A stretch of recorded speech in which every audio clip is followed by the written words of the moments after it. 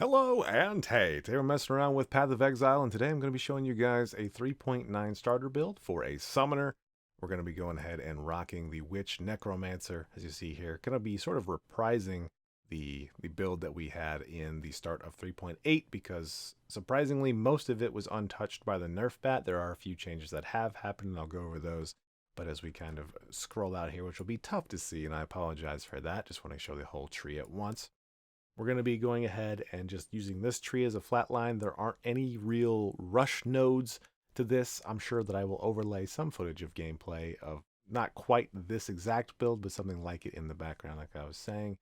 And just to kind of get right into the skill tree itself, we're going to be going ahead and sneaking up the right side of this, grabbing the +1 to number of raised zombies and skeletons. And then at some point, again, we're going to want to come over here and up to Death Attunement for the Spectres, Zombies, and Skeletons. And other than that, I don't think there's really a rush.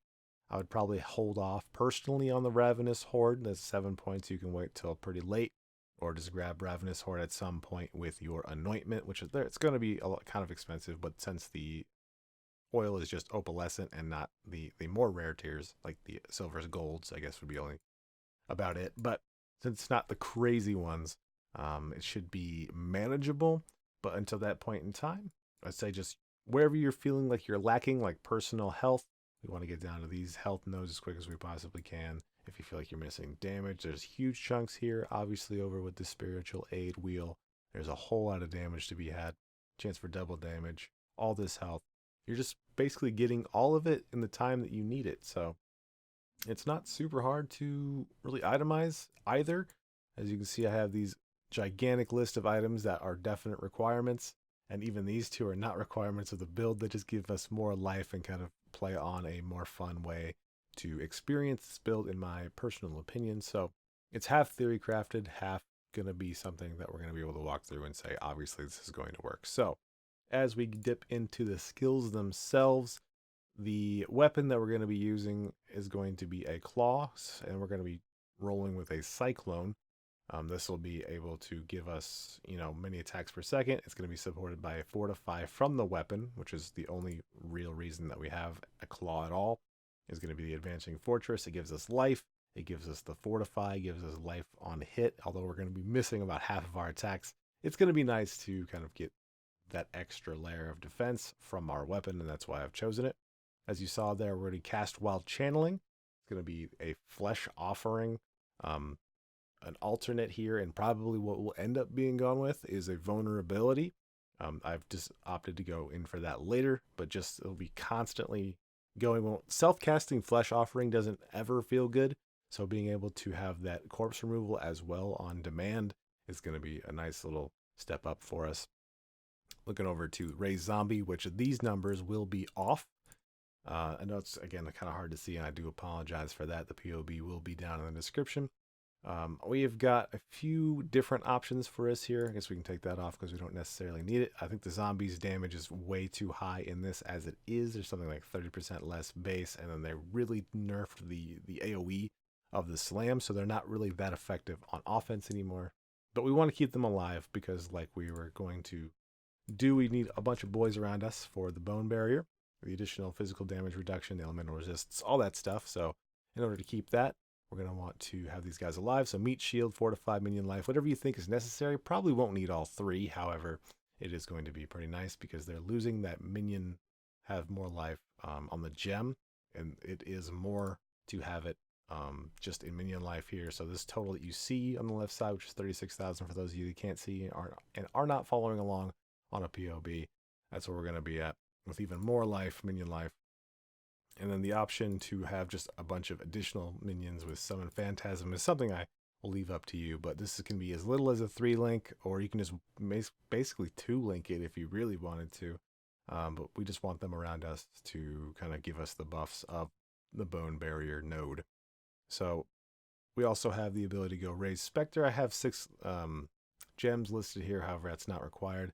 This is sort of taking on the very, very popular slave driver, just because they happen like Act 5. They're pretty easy to itemize, all blues, that sort of thing.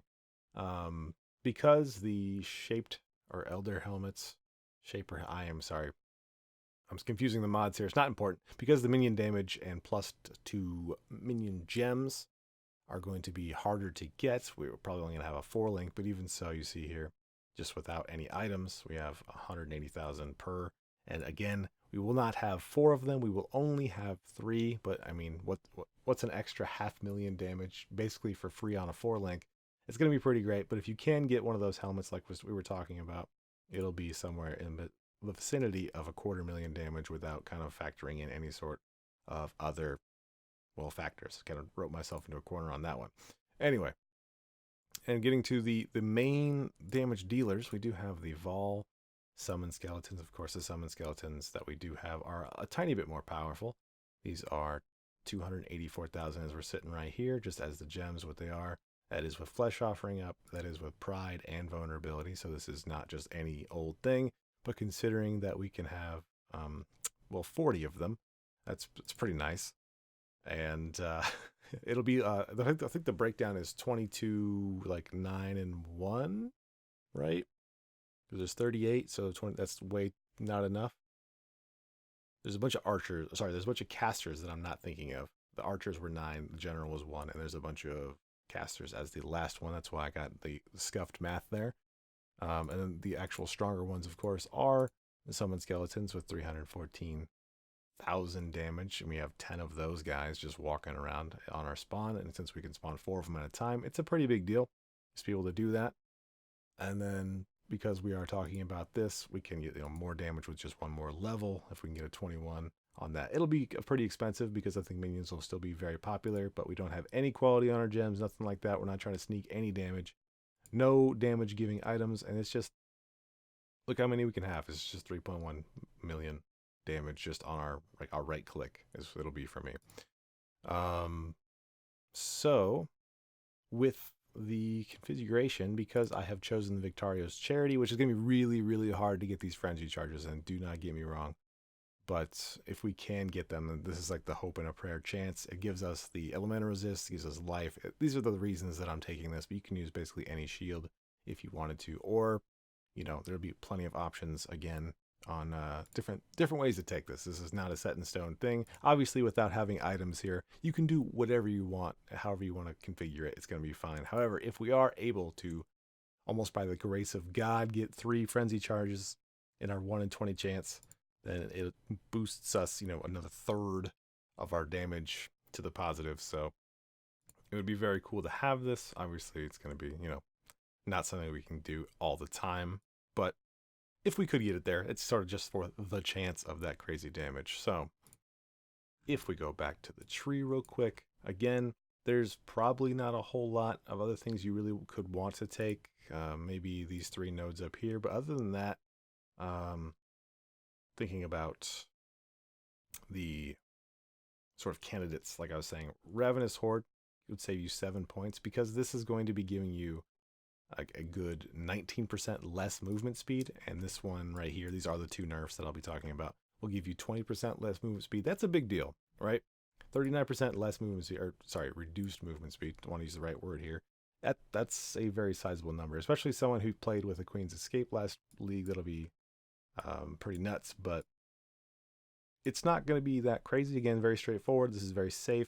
We have almost 200% life from the tree. We have 2 jewels that we can play with here. Each of those can be socketed with like a 7% or 8% like anatomical knowledge or whatever in this particular spot. It's a pretty good spot for that particular jewel. I said gem earlier, I apologize. But the last of our skills, sorry to get off topic here, we need a Desecrate just for, corpse generation. We need a Convocation because we want to be dropping them on us all the time, which is always great. And then Shield Charge is for movement. I did tuck a Flame Dash to get over walls on a different set here. This is just kind of in our boots, I guess we could do. I think the zombies, we might be able to throw another, like a Flame Dash or a Shield Charge or something in there on that as well, because we're going to be using them for their standing around us and not really anything else. And this is kind of maybe questionable on that sense because we kind of are cutting it pretty tight with our links, so we wouldn't want to put too much pressure on us in that sort of way. So there is always flexibility you want to have with these builds. Like I was saying, any items you can pull off here, it's not going to be a big deal. Otherwise, you don't have to use any skills by yourself. Maybe you would want to just throw Fortify on a Leap Slam, which you could manage without having to do any sorts of... my apologies for picking the wrong thing constantly. Without having Cyclone, you could probably just have just a Leap Slam and then have like a couple other skills that you just have on here. If you want to use 2 Convoking Wands or anything like that. Anything that you think you want to do, you can definitely do. Any sort of minion damage is only going to help your build, obviously, but it is not lacking for damage. And so this was a way I could think to have a defensive weapon, and that's why I have gone with it. So as far as our build goes, I've talked for so long, and I apologize for that. However, I think this is it. I think we'll start down that POB, and it's really simple. This is it's a boring build. I'm thinking about going with it. The bow builds, they're just never fun to level. They're really hard, even with flat added damage. They tend to be a little bit whatever. But as far as boss killing goes, it's kind of tough to look past the ability to have, 30 guys pumping out 300,000 damage each, and another 10 guys with about the same figure as well. So just tons of damage, skeletons untouched, and that'll be great. So I wish you guys the best of luck. I'm sorry I talked for so long and didn't come up with the best things.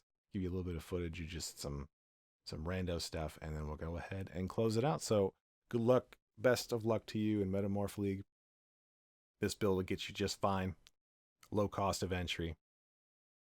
If you're looking for something easy or didn't try minions last league, they're just as good, if not a touch slower with a little less life. So as always, thanks for watching. Thanks for listening. Be safe, guys.